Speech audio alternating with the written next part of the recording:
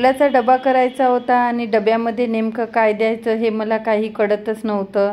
तर मग फ्रीज खोलला आणि फ्रीजमध्ये मला काकडी दिसली. तर मनात आलं की काकडीचे थालीपीठच त्याला बनवून द्यावं. तर काकडीचे थालीपीठ मी बनवण्यासाठी इथं घेतले आहे 4 काकड्या, मूठभर सांबार, 2-3 हिरव्या मिरच्या, 1 लसूण गाठा आणि या हिरव्या मिरच्या, सांबार, लसण, जिरं टाकून मी याची पेस्ट बनवून घेणार आहे आणि त्यानंतर काकड्या सर्व किसून घेणार आहे. इथं मी काकड्या धुवून घेतल्या आणि त्या काकड्या आता किसून राहिली आहे.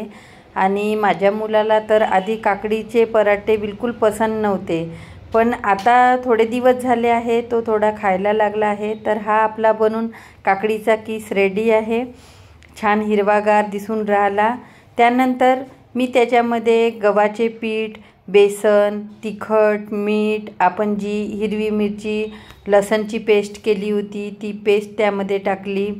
थोडं तीळ, ओवा, हळद, कढीपत्ता हे सर्व काही मसाले टाकून घेतले आणि आता हे मिश्रण आपलं असं बनून तयार आहे.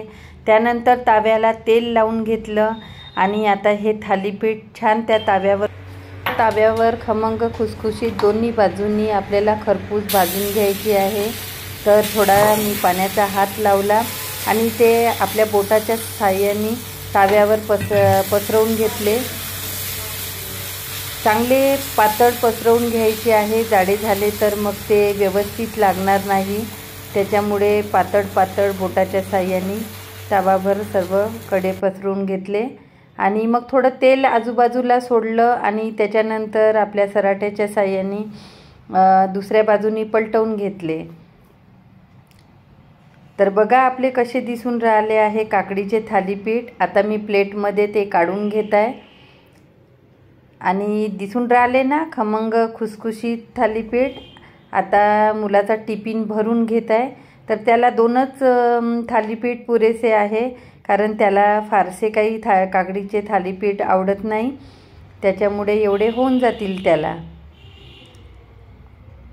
आता सकाळी छान कडक ऊन पडलं होतं, तर मला तुरीची डाळसुद्धा वाळत टाकायची होती आणि खूप दिवस झाले होते, जवळपास एखादी महिना तरी झाला डाळ घेऊन होती आणि ती वाळत टाकायला ऊन काही निघतच नव्हतं. तर आता मी उन्हामध्ये डाळ छान वाळू टाकून घेत आहे आणि तुरीची डाळ कडकडीत वाढली म्हणजे मग वर्षभर सोंडे, मुंगे, किडे वगैरे त्याला काही लागणार नाही आणि छान टिकणार. आता दिवसातलं सगळ्यात आधी काम म्हणजे मला झाडाला पाणी टाकायचं होतं आणि आता पावसाळा आमच्याकडे अजून चालूच झालाच नाही. जिकडे तिकडे तर खूप पूर येऊन राहिला, पाऊस खूप पडून राहिला, पण आमच्याकडे अजून काही पाऊस पडला नाही. एखादा पाऊस आला असेल तर. आणि आता घरी बोर वगैरे सगळे पाण्याचे आटले आहे, त्याच्यामुळे रोज पाणी झाडांना देणं शक्य होत नाही आहे. तर मी 2-3 दिवसानंतर पाणी झाडाला टाकून राहिली आहे. झाडाला पाणी आता दिल्यानंतर मी घरामध्ये आले आणि सर्व घराची झाडलोट वगैरे करून घेतली. त्यानंतर पोछा मारायला घेतला. तर कसं आहे, रोज पोछा मारला नाही ना घरामध्ये रिलॅक्स वाटत नाही, काहीतरी मेसी झाल्यासारखं वाटते. आणि एकदाचा पोछा झाला तर मग घरात इतकं प्रसन्न वाटते की खूप. आणि त्यानंतर मी पोर्चमध्ये रांगोळी टाकून घेतली. छोटीशीच रांगोळी काढली आहे, छोटा पाट असल्यामुळे छोटीच रांगोळी काढते. हाय, हॅलो, नमस्कार, मी किरण. आपल्या सर्वांचं आणखी एका नवीन व्हिडिओमध्ये अगदी मनापासून स्वागत करते.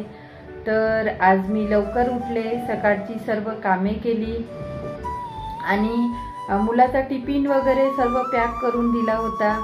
तर ऐनवेळीच माहीत झालं की त्याची बस कॅन्सल झाली. तर त्याला वेळेवरच मला शाळेत नेऊन द्यावं लागलं. आणि आता तर स्कूलचा काही 10 दिवस हाफ डे चालू आहे, तर त्याला मला घ्यायला पण जायचं आहे. तर त्याच्या शाळेचा टाईम होईपर्यंत मी सकाळची सर्व कामे फटाफट आटोपून टाकली आणि आता छान मी आंघोळ केली, देवपूजा केली आणि आता 12 वाजले आहे. तर त्याची शाळा सुटायला वेळ होती, तर तुमच्याशी बोलून घ्यावं म्हटलं. तर आता स्वयंपाक वगैरे अजून बाकीच आहे, तर मी आता स्वयंपाक वगैरे फटाफट बनवून घेते आणि मग बोलते तुमच्याशी.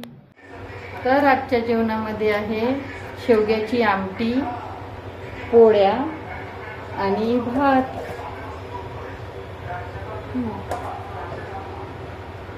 इथे आलू कांदे मी फ्रीजच्या डब्यामध्ये ठेवून घेत आहे। हे सेक्शन फ्रीजचं वेगळंच आहे। यामध्ये आलू कांदे खराब होत नाही आणि कांद्याच्या याच्यामध्ये आलू ठेवले की मग एक कांदा सडला की दुसरा आलूसुद्धा खराब होतो।